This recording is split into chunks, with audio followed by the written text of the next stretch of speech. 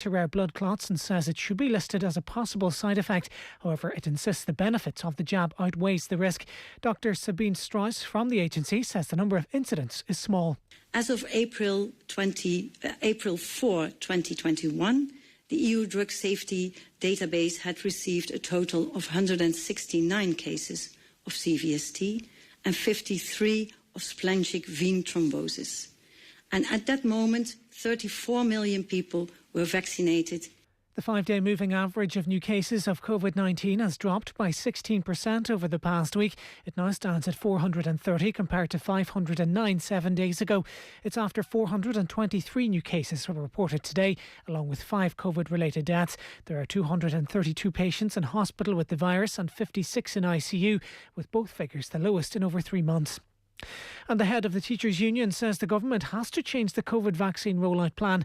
The ASTI, INTO and TUI today voted for measures up to strike action if teachers don't get priority for the COVID jab. The Taoiseach has said there are no plans to alter the rollout list, which is based on age. It's 9:02. News Talk Weather. Mostly dry tonight, apart from some light rain and drizzle in the north and west. Lowest temperatures of 0 to 5 degrees. And now you're up to date. Good evening, I'm Richie McCormack. The Football Show on Off the Ball. With Paddy Power. Fake crowd noise? The Emirates never sounded so good. Gamble responsibly. CWE.net. I'm prepared to do anything I can to play for my country again. Do it then. What about your start to the game? It wasn't bad, was it? Why should an honest answer be a mistake? How can a modern day manager not have a mobile phone? Why should he? Welcome along, Football Show. Joe Molloy with you and Dan McDonnell of the Irish Independent along for the ride. Hello, Dan. Hi Joe, how are things? Yeah, very well. Later on, Gareth Roberts of the Anfield Wrap will give us the Liverpool view. Things not good this season, not taking off in the way they might have cautiously hoped after a good performance against Arsenal. In the meantime, we have much to discuss. Latest in the Champions League this evening, Bayern Munich have pulled a goal back against PSG after a lightning start by PSG in Munich, where it's about -1 degree apparently. It's very cold over there at the moment. Kylian Mbappe after 3 minutes, Neymar with the assist. Marquinhos after 28 minutes, Neymar with the assist. And Choupo-Moting has pulled one back for Bayern. So it's 2-1 PSG with 2 away goals. Chelsea also with an away goal, courtesy of Mason Mount. 32 minutes. Jorginho fizzed a ball into Mount on the edge of the area. I've seen this goal. I haven't seen the other ones. We're having some television problems here, Dan. I should disclose that. So that's what's happening. But Jorginho fizzed a ball into Mason Mount, edge of the area. Defender badly committed himself, it must be said. Gambled on trying to intercept the pass. And Mount, with his left foot, took the ball brilliantly. He spun on the turn as the defender went sliding in front of him. And then he whacked the ball into the net. Keeper might have saved it as well. So it sounds like I'm taking away from the Mount goal through the defender and the keeper, which I sort of am.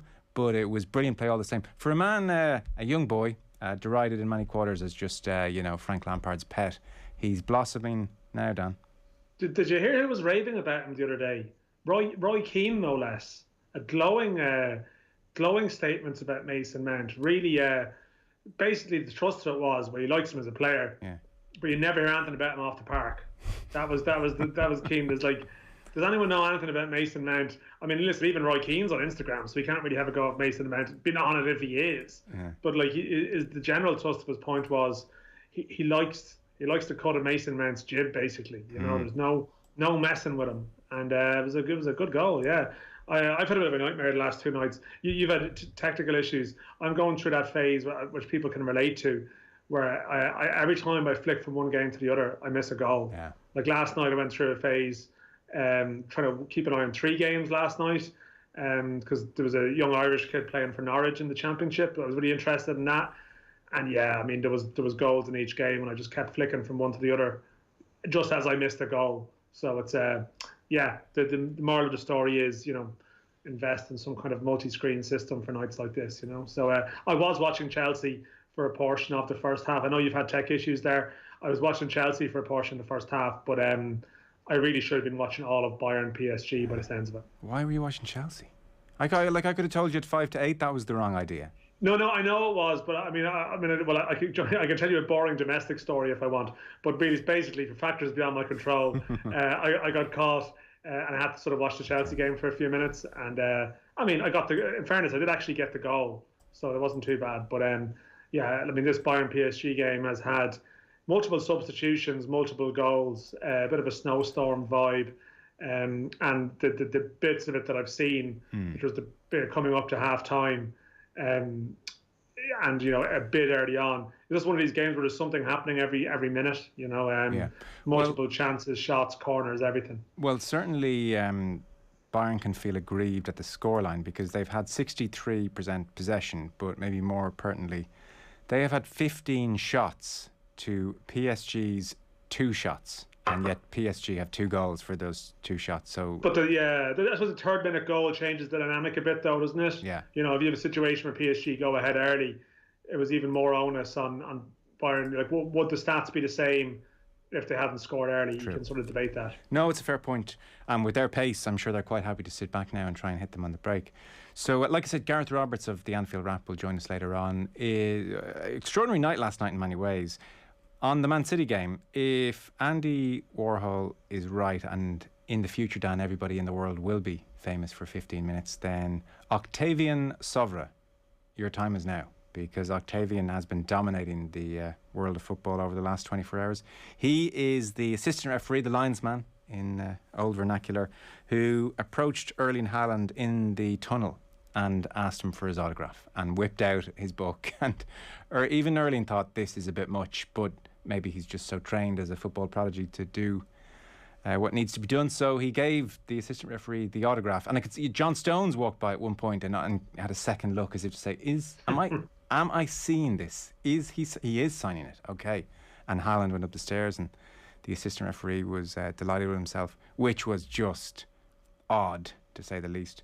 The other big talking point was the Bellingham goal overturned, which was a dreadful decision. The issue here seems to be that the referee blew the whistle before play could continue and Bellingham could stick the ball in the net. And so at which point everything after that whistle blowing is null and void, so the goal is cancelled. Now, in this climate where linesmen and women are not putting up their flags for 10, 20 seconds sometimes after an obvious offside, for the referee to have blown the whistle the instant Bellingham put in that challenge on Ederson seemed like a crazy decision, but that's where we were last night. Yeah, although I think isn't there a defence being mounted of that Romanian assistant? I'm just kind of checking it up here. But I think the defence is that he was trying to get the autograph in order to, I think, raffle the autograph off for an autism charity. So if that's the case, it sort of puts a slightly different slant in it, but it's not. It's still not great. Go into the dressing room. Go into the dressing room. Well, clearly, did he think on a closed doors match that, like, you could get away with it in a different way? Like, isn't that the tunnel in Man City, the Tunnel Club, where you pay, like, I don't know, $1 million or something to, like, have some tunnel access, to see all the stuff that goes on in the tunnel, and maybe he just thought, like, I mean, listen, I do agree with you. I mean, it's always a bit of a taboo thing where you see the odd person occasionally popping up in like a mix zone trying to get an autograph of a player, and that's, like, to me, is like a cardinal error. That's like, off you go. Like that's a sort of a hanging offence. It's meant to be some kind of, I mean, this is meant to be an arena where players can scowl at journalists without any fear of being asked to, like, sign something, But I think it goes an extra level for the match officials to do it, particularly, when there's a controversial match official decision, as you mentioned there. I mean, Haaland clearly a bit perplexed by the whole thing, but it just goes to show how box office he is, though, as well, too. Like, mentioning famous Man City players walking past, it's like, nope, no, we're not having you. There's only one star here, and he's not paying for the Premier League champions elect. No, who are at home. That jumped out to me as well, that Haaland is just so by distance, head and shoulders above everyone, literally, and figuratively as well. So look, maybe Octavian's motives were a bit more noble than I had thought, Dan. But either way, you're not going to get to see him in the dressing room, probably with distancing, Joe, as well. I mean, you've absolutely slaughtered this fella here on the basis of he can't be doing that. Picture. No, he can't be doing that. You've completely targeted this. I support his cause. He was doing it for charity, Joe, and he probably has to go after some COVID distant rules. So it was his respect for the protocols meant that he had to embarrass himself. Well, he's practically hanging out of Haaland. I mean, he's not giving Haaland much social distancing. And also, I mean, are you telling me it's going to come as a shock to Octavian that they have cameras in the tunnels now? I mean, this has been not a recent development. And listen, I mean, safe to say, our important disclaimer is that we do not know the assistant in question or his intentions. But if he wasn't planning to do it for charity, he now, of course, has to do it for charity, which is the situation that he's in. I mean, so exactly. That's your way out of this, Octavian. It's like, I mean, for the sort of the autism awareness campaign in Romania or something, someone is going to be very much onto this now, thinking it's an opportunity. But listen, maybe his intentions are very much genuine, and we should. He's just had to. It's just not the done thing, though. I assume he's probably breached some kind of protocol. And listen, UEFA will probably come down harder than they would on racism or something. Do you know what I mean? So this is obviously what happens in this world of ours. I'd forgive him a small bit, but obviously, don't ever do it in a mixed zone, or there'll be hell to pay. Yeah, I'm sure. So look, City have a slightly precarious lead now going over to Dortmund, not least if Haaland has a few good moments. They've an away goal. 2-1's a really good away result there. Meanwhile, 3-1 in Madrid doesn't feel as good a result, I think we can say. There was an odd quality to this game throughout, wasn't there, at the Alfredo Di Stefano Stadium? I mean, it really did feel like you were watching a reserve game. Well, yeah, I mean, it's if you remember at the start. By the way, not because of the quality, before anyone jumps and texts in. No, I know what you're saying. Because the stadium itself is the training ground. But it's sort of interesting that they've done that. I mean, there's obviously, this has been the case in Madrid all year. And I remember, I think they lost to Shakhtar Donetsk at the start of the competition. I think it was like a 6 o'clock game. And it was just surreal, like in a training ground, watching this happen. And you think, is this, it's a sort of an alternate reality, but is it actually pragmatic in a weird way? Because I've spoken, listen, my closed doors experience is limited to League of Ireland games, and then, which are generally very small stadiums anyway. But the exception, obviously, is the Ireland international games. And there is something in the Aviva being so cavernous and so big, and it almost is, it's brought home even more that there's no fans there. And I actually don't know what the reason for Madrid going there is. Is there a sort of a reason behind going there? But maybe there's work being done in the Bernabeu. Is there work being done? I actually wasn't 100% sure. Yeah, they're redeveloping the whole stadium. The whole thing. All right, okay. I wasn't sure if it was a case that it was closed completely. No, it's like a Tottenham Hotspur stadium job. The full job, is it? Okay. Well, there's my knowledge exposed. But either way, right? I sort of can see why it feels why it might be conducive to a more sort of a open game at times. It's just there's no cameras, there's no big gaping arena, which I can imagine players get lost in sometimes. But I was listening to you lads for a while last night when I was out. I think you had the old commentator's curse before Madrid met at 3-1, saying they don't look that good. They didn't. And then they obviously score, which is what happens. But you did look at that game last night, and you're basically both teams missing their first choice centre halves, and you're thinking, well, yeah, there could be a chance of some goals in this, and it could be pretty open. But I don't know. It was just put it like this: you're watching Bayern PSG at the moment, and it feels like a different game to that game last night. That is the one thing I would say. It actually really is. And even from flicking Porto Chelsea over to this, just this game is really a level up. And even so you wouldn't be convinced that Madrid are going to do anything just because they've won that game last night and should probably go through, although not necessarily a foregone conclusion. But it just feels like, I don't know, some of the errors were pretty basic. Some of it was pretty sloppy from both sides. I mean, the third goal for Madrid even is just I'm glad you mentioned that one. That one, in some ways, I know we'll probably touch on Trent briefly, although Damien Delaney talked about him at length last night, so I don't want to over-egg that one. It feels like Trent's had a lot of heat over this week. He picked it was a bad combo of the Monday Night Football into last night for Trent Alexander-Arnold. But the third goal jumped out to me as well as just being really worrying from a Liverpool point of view.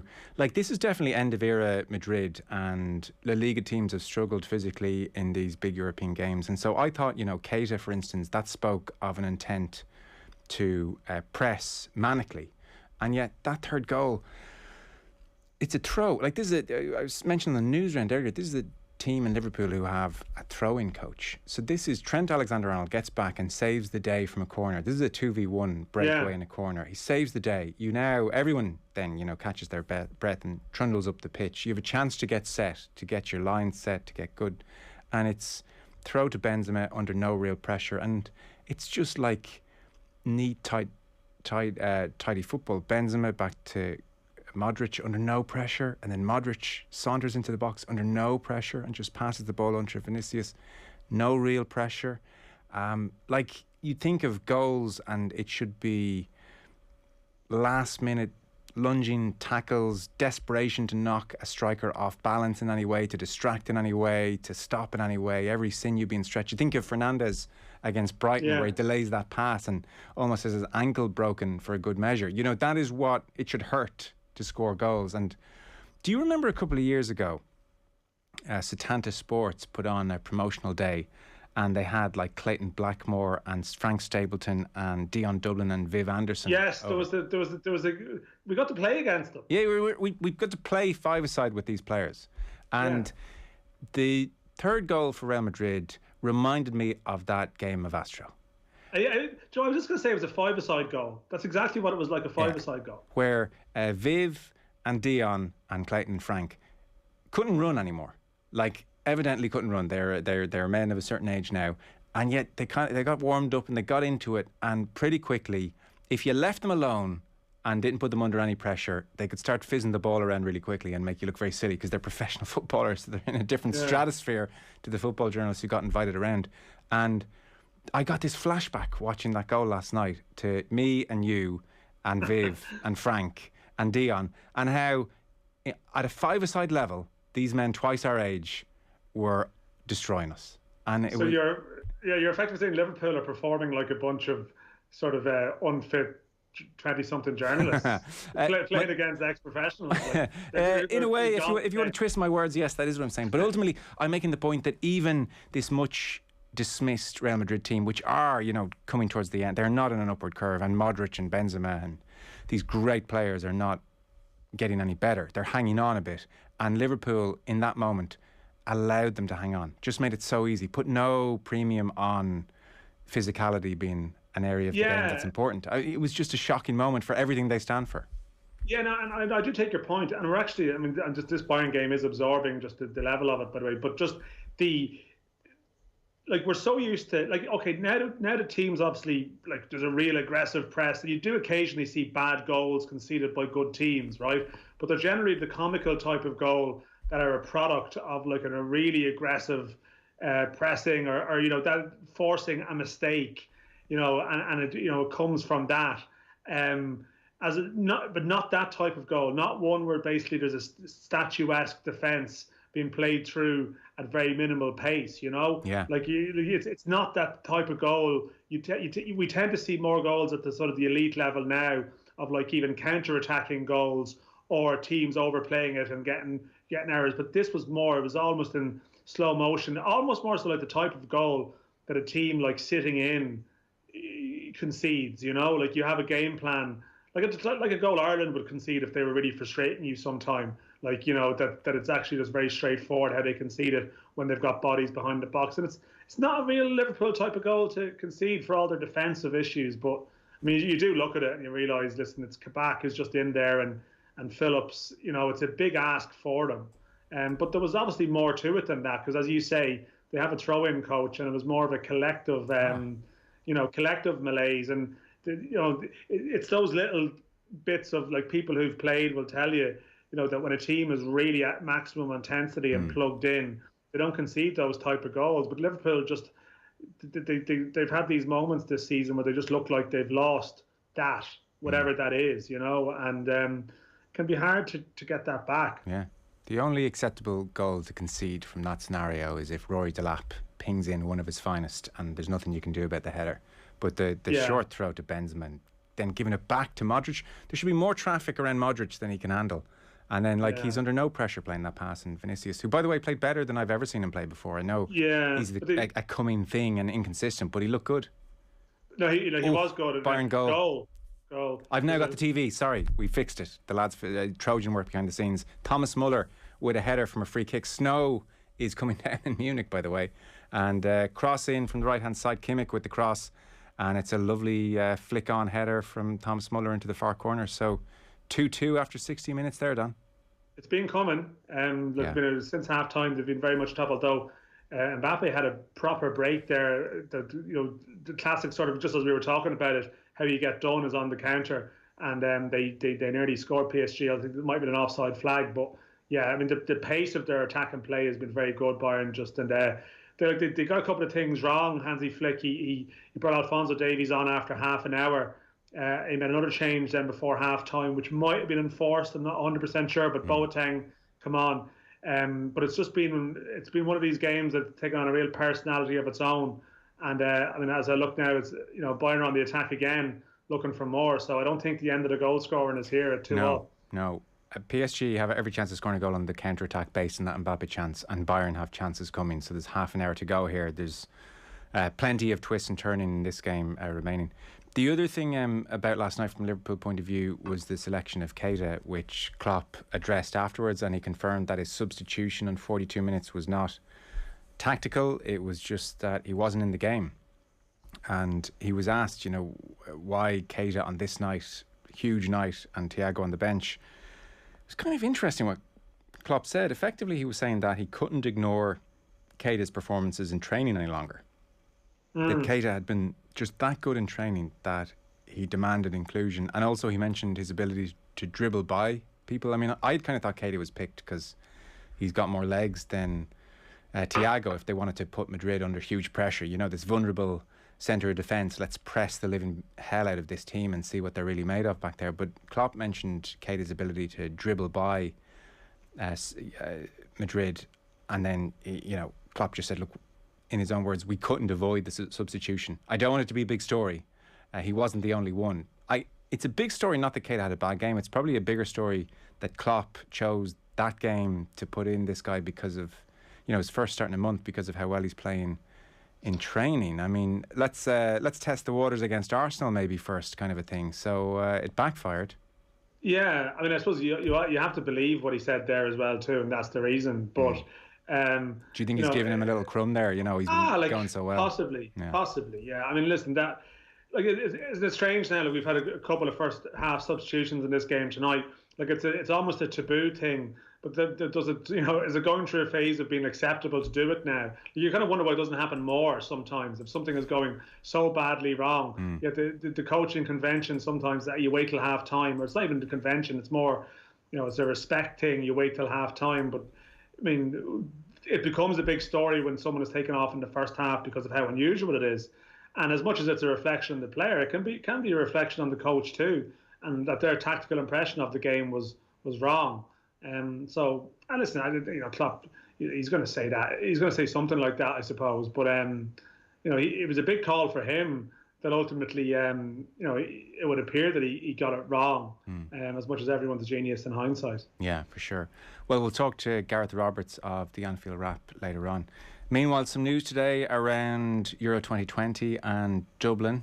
Doesn't look good. So what's happened here? I know this was UEFA had set a deadline for all 12 host cities to or get off the pot, as in, what can you guarantee us? Can you guarantee us 25% capacity at these games? UEFA wanted to know that today, so Dublin have responded. Yeah, and they've basically given the honest answer, which was no, they're not in a position to guarantee it. This is a story that's been rumbling on. The extent to which people are energised by it is debatable, it would have to be said. I mean, if Ireland had qualified for the Euros, and we're competing this summer, this would be the biggest story in town. This would be the sort of leading the news bulletins. I'd say, politicians would be fending questions about it all the time. Like we would have been talking about it at the start tonight, and not the linesman. Are we going to miss out? The chance. Like this is our chance to see Ireland play in a major tournament at home. And come on, government, give us a lift. 15,000 people, it can be done. Look at these stats and outdoor transmission, etc., etc. But that's not really the mood on the ground, is it? No. And nobody cares. Nobody cares. No, because they don't. It's. I mean, so the matches themselves, the Group E meeting of Poland and Slovakia on June 14th. I mean, honestly, no one's going to watch that game. followed by Sweden and Slovakia 4 days later. And they will watch the game, Joe. It's the major tournament. People will watch the game. Okay, right? okay. But you know what I'm saying. We are on a sports show here. Sweden I get what against you're saying. Slovakia. Put it this way, Dan, if it's sunny outside and I've got a better offer, Sweden and Slovakia, I'll catch the highlights, okay? But I mean, listen, that's a reflection on you, Joe. No, it's not. No, it's not. No, it's not. There are people out there who will watch every major tournament game. Yeah, okay, fine. I'm just trying to talk for the general feeling, mood on the ground. You're the voice of the man on the street. Look, if the man on the street is itching to watch Poland, Slovakia, then I need to rethink things. Well, I'm just not so sure. The thing is, if you've watched Ireland play Poland in recent times, you'll find there'll be a lot of men on the streets around. They're all Polish, and I suppose there is obviously a community here who would. Fair point. Probably got tickets for these games and will be relishing it. So I think for them, it's obviously there are people who will be. I'll rephrase then, Mr. Pedantic McDonnell. The Polish and Slovakian fans will watch Poland against Slovakia. Obviously, look, in terms of attending here, sorry, if I can get a ticket for a Euro 2020 game, I mean, I'm there. 100%. I mean, geez, to be at the game is different. But I'm just on TV. Like, I'm just saying we don't have... These aren't great games. No, I know what you... Listen, and I am being pedantic. Yeah, you are. You are. And I'm going to finish my point. The last 16 game involving England was slated in for June 29th, possibly involving England, last 16 game. Yeah. The broader point, the quality of games either way. I guess the big attraction for all of us when all this came about was, one, potentially Ireland would be there and we'd have a home match in the Euros, which is now gone. But then secondly, even with these, not exactly stellar games for the neutral, that there'd be, if you're in Dublin, I suppose, a sense of festival and carnival. Yes. And an influx of all these fans and, Swedish people everywhere and the Polish community in Dublin absolutely coming out. I suspect the Ireland fans in the stadium would have supported Poland. I think that actually, and that's just occurred to me now, that would have been a lovely thing, actually. I think, so a predominantly Poland and Irish audience and however many Slovakian fans there, I think it would have been a home game for Poland, which would have been kind of lovely, and then they would have had the same against Sweden. I think Mbappe's just done something ridiculous, has he? Based on where he was standing when he hit based on where his celebration has started, I haven't seen the goal. This is a goal, Joe. This is a great goal by Mbappe. Yeah, Pochettino looking pretty happy. This is he's put PSG 3-2 up with a classic one. He's given the goalkeeper the eyes. He's got the edge of the box. It's a one-on-one situation, and you're sort of expecting him with his right foot to curl it towards the far post, but instead he sort of shapes. And I don't know, has he nutmegged someone with the shot, but he's found it at the near post. It's exceptionally good. Oh yeah, through the legs, near post. Yeah, shapes up for the Henry far corner and goes near post. Through both Heng's legs. Yeah, really. I mean, it's not an amazing goal, but it's just like for a player, it's just like this is a player in quality who can do a lot of things, What caught me is the ball when it rolls into the net, then rolls up the netting and into the roof of the net. And it was at that moment I glanced up and saw the ball like in the roof of the net and Mbappe running away, and I thought it was ridiculous. Instead, it's just standard ridiculous from Mbappe with standard world class. Yeah, standard world class. 8 goals and 8 Champions League games. So sorry to finish off my point very quickly and finally. That was the real appeal of a full stadium and festival and Dublin coming out on summer's evenings and drinking beers and just a world that when it comes back we'll never take for granted again. But you picture the scene all over Dublin, all of us drinking, all of us standing outside pubs, having the crack with different fans, and hell, we might even throw on the Irish jerseys and sing a few songs ourselves because, why not? Let's just be a bit silly. Yeah. Whereas now, frankly, Poland, Slovakia, whether it happens at the Aviva or some other homogenous looking stadium, is completely irrelevant to me. No, this is the problem, as you mentioned. And I think even like politically, and it's a reflection of the world that we live in, that like if there was major political capital in this, you would see the politicians, as they do when it comes to these events, they would be right behind it. But I think, at the moment, obviously things are pretty fragile with sort of even hotel quarantine and getting the vaccinations done, and the attitude towards like people coming into the country is it's sort of heightened to some degree. And even though it's a couple of months away, and even though there's loads of polls in Ireland, like you just know it's the type of thing where, well, hang on, like there's if the stadium is a quarter full, have people flown in? What's happened? Like our attitude at the moment towards people on the streets and revelry in certain places would be less welcoming and more, I'm not sure about this, particularly at a time, and this is probably the more pertinent point, that like there's still no date around when we can get fans into stadiums for any of our sporting events here, be it, Gaelic games or rugby or League of Ireland or whatever it might be.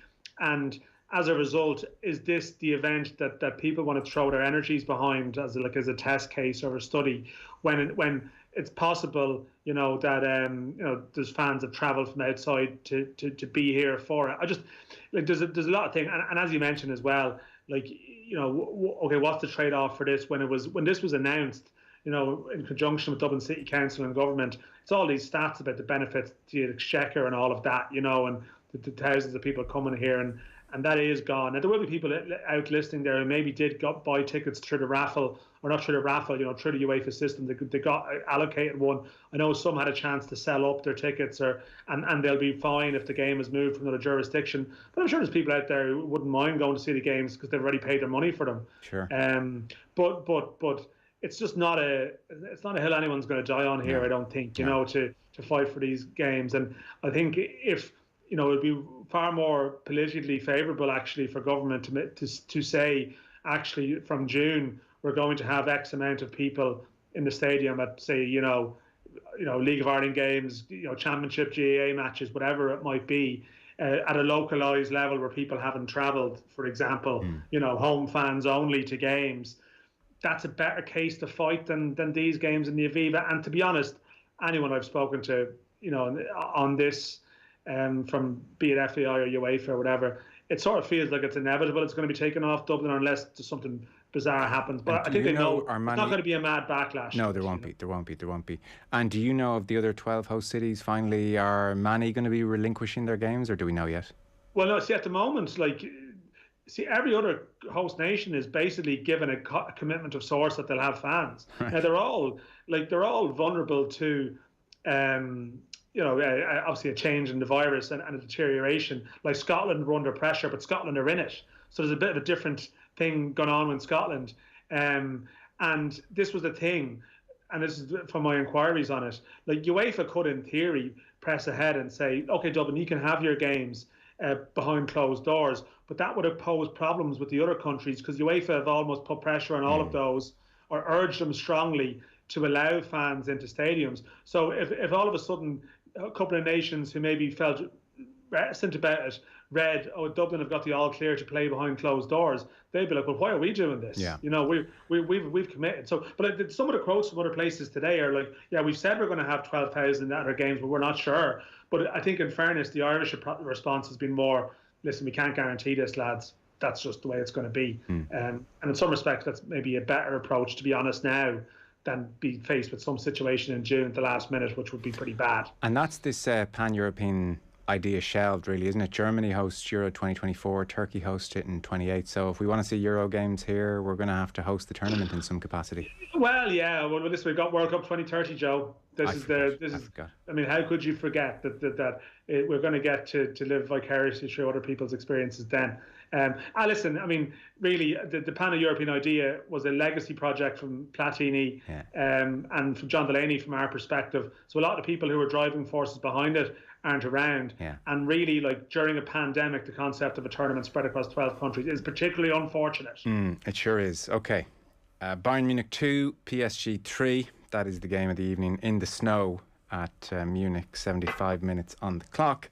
Meanwhile, in Seville, where it's not snowing, it's Porto 0, Chelsea 1, Mason Mount with the goal there. So we're expecting more goals over the next 15 minutes in Munich. Next up, we are talking to Gareth Roberts from the Anfield Wrap. Football on Off the Ball. With Paddy Power. Ready for your next big move? The trip from the fridge to the couch. Gamble responsibly. Gamblingcare.ie.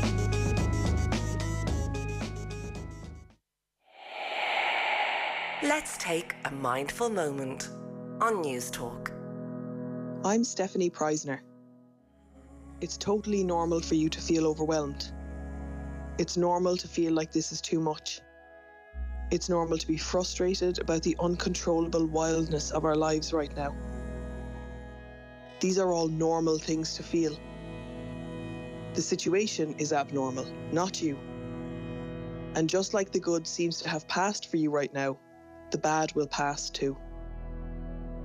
Another mindful moment from News Talk. Having a flutter? Top tip, QuinBet.com. Ireland's newest online sportsbook and casino. For all your horse racing, football, casino and more, QuinBet has you covered. With live in-play markets on mobile, PC and app. QuinBet.com. Terms and conditions apply. Gamble responsibly. Visit gambleaware.ie. Sunrise. A moment of warmth. A time of hope. While we can't gather for darkness into light in the way we usually do, we can all share one sunrise together. The same sunrise that gives hope to those impacted by suicide each year. The same sunrise that helps Pieta raise vital funds to continue their life-saving work. So please join Pieta and Electric Ireland for a special Darkness into Light sunrise on May 8th. Because under one sunrise, we're brighter together. Sign up now at darknessintolight.ie. Proudly supported by Electric Ireland. Born from our expertise in Formula One, Renault E-Tech technology now features in our range of everyday hybrid and electric cars. Discover the #1 selling electric vehicle range in Ireland with finance from 0% APR, €1,000 green bonus and 3 months deferred payments. See why we are the #1 electric vehicle manufacturer in Ireland. Visit your local Renault dealer today. Offers made under a hire purchase agreement. Deposit required subject to lending criteria. Terms and conditions apply. See Renault.ie. Football on Off the Ball. With Paddy Power. Champions League nights on Off the Ball. Bigger than Zlatan's ego. Gamble responsibly. Gamblingcare.ie. You're welcome back. So Choupo-Moting, who scored Bayern Munich's first goal of the game, was put in there one-on-one. Turns out he was a mile offside. I don't think he realised that at the time. Keeper saved it anyway. It is still Bayern Munich 2, PSG 3. This is just an amazing game in the snow in Munich. 2 serious teams going at it. The jeopardy of knockout football, it is brilliant. 77 minutes on the clock. Football on Off the Ball is with thanks to Paddy Power. For information on responsible gambling, visit gamblingcare.ie. Over in Seville, more pedestrian, I think, in comparison to events at Munich. Porto 0, Chelsea 1, still courtesy of the Mason Mount goal. Now, Dan McDonnell of the Irish Independent is still with us. Very happy to say we are joined by Gareth Roberts of the Anfield Wrap. Gareth, how you doing?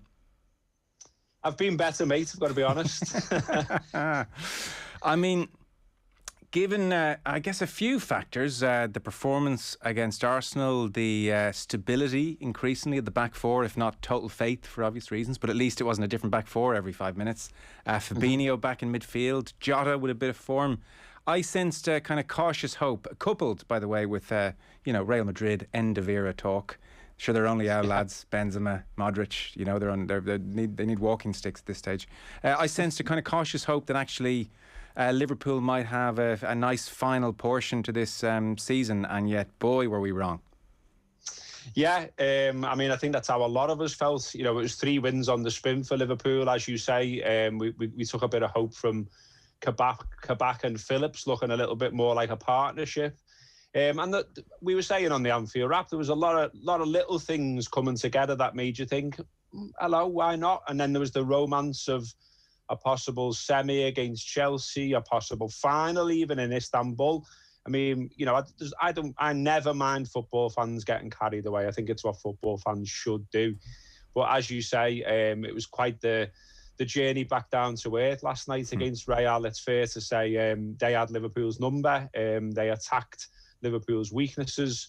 But equally, Liverpool were just not on it whatsoever. There's no one really on the pitch last night for Liverpool, I think you could say, put in a decent shift. I think from front to back, you could say everyone had a bit of a stinker. You know, the confidence wasn't there. They looked nervous. Real Madrid started much, much better.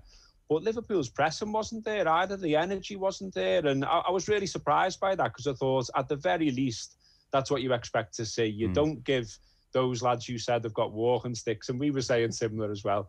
You don't give those lads time, because lads with walking sticks who were once good at football can still kick it and can still find a man if you allow them to. And that, you know, look at Cruz. Everyone's talking about the brilliant ball he plays. but he literally points to where he's going to play it for the opening goal, and no one closes him down. So, yeah, it was surprisingly poor from Liverpool, I thought. Yeah, we were even just remarking here before you joined us, Gareth, about the third goal where it's a throw-in, and you would think, well, any professional team, not least one with a throw-in coach, you know, this was a very celebrated appointment once upon a time. They have a chance to get set, you know, and so it's Benzema to Modric to Vinicius, and I don't know if anyone even touched them. Yeah, he's just allowed to stroll in the box, isn't he? From the wing, basically, from the throw.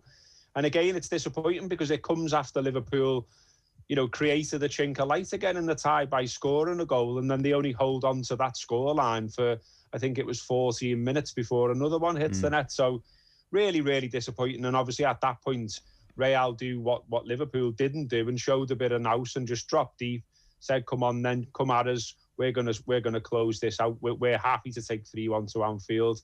And Liverpool simply couldn't get through. And, you know, obviously Klopp threw the kitchen sink at it in the end. There was all kinds of subs and bizarre players coming on the pitch that you hadn't seen for some time, Shaqiri, etc. But it just wasn't there. And look, you know, I'm always one to look on the bright side, and I've been at many of those brilliant nights we've had at Anfield, Barcelona, Dortmund, you know, Olympiacos, Chelsea, whatever you like, Manchester City. I won't be there for this one, and neither will anyone. We won't have the crowd, we won't have the atmosphere. And look, as I say, I like to look on the bright side, but I'm finding it difficult about this tie now because Liverpool need to score 2 goals. They've only scored 1 at Anfield this year. You know, it's 6 defeats and a draw at Anfield in 2021, and only 1 goal for Liverpool, and that came in the 4-1 defeat to Manchester City. So there's a bit of a weirdness about Anfield now, a weirdness that every ground's got and that it hasn't got the fans, but also a weirdness in terms of the current record and how the players feel about playing there. So all of that suggests to me that you know, it's a very minute chance of Liverpool getting through now. Very hard not to imagine Madrid not scoring as well, which makes it doubly difficult. I should let people know Chilwell's just scored an unbelievable goal in Seville against Porto. It's brilliant. I mean, so it's a bad touch by a defender, but he nips in and takes it around the keeper and just finishes like a left back or left wing back is not meant to. So Chelsea are 2-0 up this evening. It's Bayern 2, PSG 3. We're talking to Gareth Roberts of the Anfield Wrap. Gareth, who's having a good season for Liverpool? I know that's an odd question, so you could be tempted to say, well, no one, because look what's happening. But who's doing okay? Like, because I've seen a lot of people say Mane's form gone off a cliff, and they looked at him last night throwing himself on the ground and saying, he's not having it, and the front three aren't getting on, and then midfield's been a mess, and obviously the back four has been so changed all the time, and we all saw Carragher and Neville on Trent Alexander-Arnold on Monday, so a lot of heat on him. You're watching them all the time, every minute, talking about it, thinking about it. Give us a kind of ranking, start with best player down. Who's done okay down? I think you've got to start with Mo Salah. 27 goals this season. 7 of them are penalties, but penalties still need to be scored. And Mo's still being a threat, always will be a threat. He was shackled, obviously, last night, but, you know, Liverpool's midfield but just simply wasn't there. So, you know, it's difficult for Mo to get on the ball and do something in those circumstances. So Mo's top of the shop with his 27 goals. You can't really sniff much at that.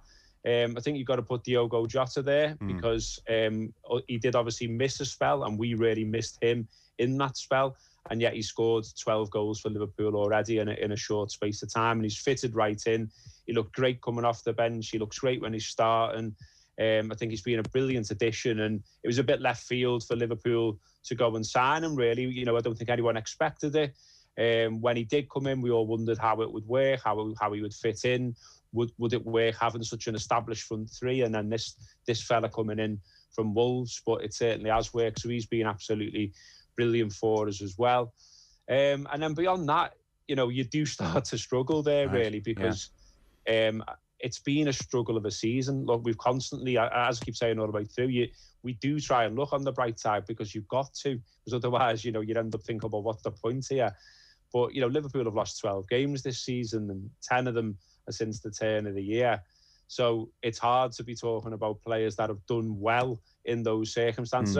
I would put Fabinho up there. I think he did brilliantly at centre-half, although we then as a consequence, missed him in midfield. But you can't fault what he did at centre-half. He did start to get caught a little bit towards the end of his spell at centre-half in terms of a few little daft tackles and giving away free kicks in daft areas and things like that. But as soon as he's moved back to midfield, aside from the other night, you've seen the difference that he makes, and he's absolutely world-class in that position. So you've still got to put him right up there, I think, for performances this season. And what are you seeing, hearing or thinking about the form of Mane and Firmino this year? Yeah, patchy, to say the least. I mean, Mane, obviously, particularly poor against Madrid. He still managed to get 12 goals this season, which makes him joint second top scorer for Liverpool this season. But he's been visibly frustrated, I think, with his own form. He's been beating himself up.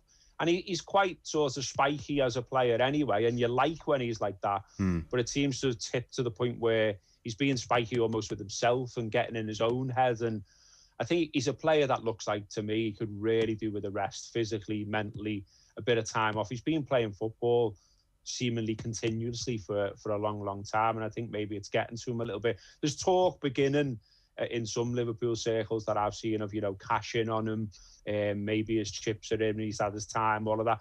I'm not too sure. I think it's a little bit early for that kind of talk, and I'm interested to see what he looks like when the reset button's being pressed and it's a new, fresh season again. What about Firmino? Firmino, yeah, another one. Patchy, he is the top. He's got the top number of assists for Liverpool this season, but that is easier this season than in normal seasons, in that he's only got 7, but that makes him the top assist maker this season. He's not scored enough goals. I think if you look at his expected goals as well, that tells you the story, and that I think he's got 6. His expected goals tell you he should have got 12. If he did have 12, I think we'd be talking about, being a little bit more satisfied with him. But he's missed some really bad chances that he should be taking. He's another one where it looks like he's got the weight of the world on his shoulders. He's one, I think, particularly, he's missed supporters. And I know, like, other supporters will say, well, our players are in the same boat and all that, and I get that. Well, Firmino, for me, is an entertainer. He's got that big smile. He's flamboyant. He dresses flamboyantly. He likes to do a trick. And there's no point in doing tricks when there's no one in the stadium. You don't get that instant feedback. I think about Liverpool's last win at Anfield, which was December, against Tottenham Hotspur, in front of 2,000 fans. Firmino scores in the last minute. He runs to the Kop. He runs to the other end of the pitch to celebrate with those 1,500 fans that were on the Kop. There was 500 elsewhere. And he loves that. He loves that. And I think him in particular, he's missing that. So he's another one. I know his age is starting to click on a little bit and things like that. But again, I wouldn't be looking to get rid or anything like that. I think he's been brilliant for Liverpool. I've loved watching him. But this season's got to go down as a disappointment for Firmino as well. And so, are you of the sense that a rest over the summer for a lot of the players recharges this squad who have been full on for how many years now, and it's a thin squad and they have juggled several fronts, and then Van Dijk comes back and, things... this horrible memory of the season becomes a more distant one and things pick up again pretty quickly? Or is increasingly, not least because of the front three situation, talk of end of era and rebuilding is obviously out there as well. Where do you sit on that spectrum? I think there will be a big uplift in having the likes of Van Dijk back, because not only is he a brilliant player, I get the sense that he's brilliant to be around, that he's a valued teammate, that he helps to set the tone of the culture in the dressing room and all that kind of stuff. I think he's been a miss on that front. Henderson the same. I think we really missed Henderson in Madrid last night. So having those players fit and available and around and about, I think will make a difference. Joe Gomez as well, who I don't think gets talked about enough. I think he's a brilliant defender, Joe, at his very best. Matip as well, obviously. So I think those players being back in situ will make a difference. But I do feel now that we do need to get someone else in up front, because I think Origi's gone past his shelf life now for Liverpool. I love the fella for what he's done for us and his crucial goals and his goals against Everton and his goals in the European Cup final. All of those things, of course. But I do think he is now an option that Jurgen Klopp doesn't want to turn to at times. I think he himself would benefit from playing regularly for someone. And if he goes out the door, you need someone coming in, and you need someone coming in who you can rely on, who's probably going to cost Liverpool a little bit of money. But my hope is that, like with Jota, if we did do that with a striker, it lifts the performances of the other, because, as you say there, they've all played regularly for, 3 years now? They're wrecked. And they're wrecked for one. So they would get that rest if you've got someone to rotate with. But also, I think it sharpens the mind when you think your own position is under threat in any job. So, I like to think that should we bring someone in, and I think we will, then, that sharpens the minds and sharpens the players, and we see them more like what we're used to seeing them. Obviously, Salah aside, because he scored 27. Yeah. You can't really knock that. And Gareth, what is the word on Merseyside? Does Salah want out? I don't know. It's an odd one, that. No one really seems to know. Him doing these interviews with the Spanish press is interesting. Does he realise, like in 2021, that interviews in Spain make it back to the UK? Well, indeed. But also, what's interesting about that is he never stops for the Liverpool press or the UK press. He famously, in mixed zones, picks up a pace, or will be on his phone, or will be talking. You know what I mean? He's not one for interviews. He's good when he does them, but the fact that he chooses to do them with Spanish press and says what he says, him and his agent must know what that results in. I like to think personally, he just would like another contract. He just would like a big contract, big wages, have that security, and go, okay, I'm happy now. While that isn't there, and while that isn't sorted, I like to think they're playing a little bit of a game. But again, I would like Liverpool to get that sorted. I think all Liverpool fans would. Yeah, I'm sure. Okay. And sorry, one last very quick one. We're kind of out of time. I just wanted to ask, so, Trent Alexander-Arnold was probably over in Madrid around the time the Monday Night Football Neville Carragher thing was engrossing a lot of football fans, and it was really good TV. But like, it's tough if you're Alexander-Arnold, that heat on you and that scrutiny, and being left out of the England squad obviously was a blow, and then last night was not much of a help either. From what you know of him, I don't know if you had him on the show, or you might hear bits about him. He's a local lad. Is he likely to be affected by all that and take that in? Would he have known? Do you suspect Carragher and Neville back home were doing that? Would he be glancing on his phone and keeping abreast of all that? I think he is very aware of how his performances are seen. We have had him on the show where we talked mainly with him when we had him on the show about stuff he does in the community, which is an awful lot, by the way, and he's a cracking lad. But in terms of his football, he's always knuckled down. He's always worked hard. He's always worked hard, closely with the coaching staff. I mean, let's remember, he was actually a midfielder, and he's been converted to the position he's in because Liverpool and then Trent latterly could see that was the way to get him into the first team, essentially. And there's still talk, and there always will be talk about should he be back in midfield because of his skill set. But I think he will know himself when he's done badly and when he's done well. I mean, you saw what he was like at Arsenal when he whips that ball, and he's delighted with his own performance. Equally, he will be down. I always think about when we played Manchester City, and he had a bit of a tough time against Sane, and everyone were writing him off then. But he had a bit of a tough time against Rashford as well. And then he bounced back from that and was absolutely brilliant. And everyone was talking about how good he was. So I expect him to bounce back again. It is tough, though, and I think we should remember the age of the lad. And again, as you keep saying all the way through this interview, the amount of football he's played as well. He has suffered from COVID. He has suffered from an injury. And the spotlight on him must be tough. It must be tough for anyone. Of course, he will know about everyone talking about it. It's been on the back pages. Gareth Southgate doing what he did, like it or not. I didn't like it because I knew what would follow in the media. I think maybe he could have treated him a little bit better, given his talent, given what he can do for club and country in the future. I think Gareth should have known the kind of fuss it was going to create by leaving him out in that fashion. Gareth, great to have you with us. Gareth Roberts from the Anfield Wrap. Cheers, Gareth. Thank you. Cheers. So, Champions League has gone full time. Chelsea 2-0 winners and PSG 3-2 away to Bayern Munich. Football on Off the Ball. With Paddy Power, the Champions League. We love it as much as Neymar loves himself. Gamble responsibly. Gamblingcare.ie. Sign up to Air today and get totally unlimited fibre broadband straight to the heart of your home with Ireland's #1 broadband provider. And get Amazon Prime Video on us for a whole year. That's totally unlimited broadband for seamless streaming and downloading. Plus Amazon Prime Video on us for a year for just $29.99 a month for 12 months. For more, call 1-800-500-300 or visit air.ie. Air. Let's make possible. Subject to availability. Pricing refers to Air Gigabit Fibre 150 meg. For full terms and conditions, go to air.ie/gigabit fibre. The first night that Breda was homeless, she slept on a bench.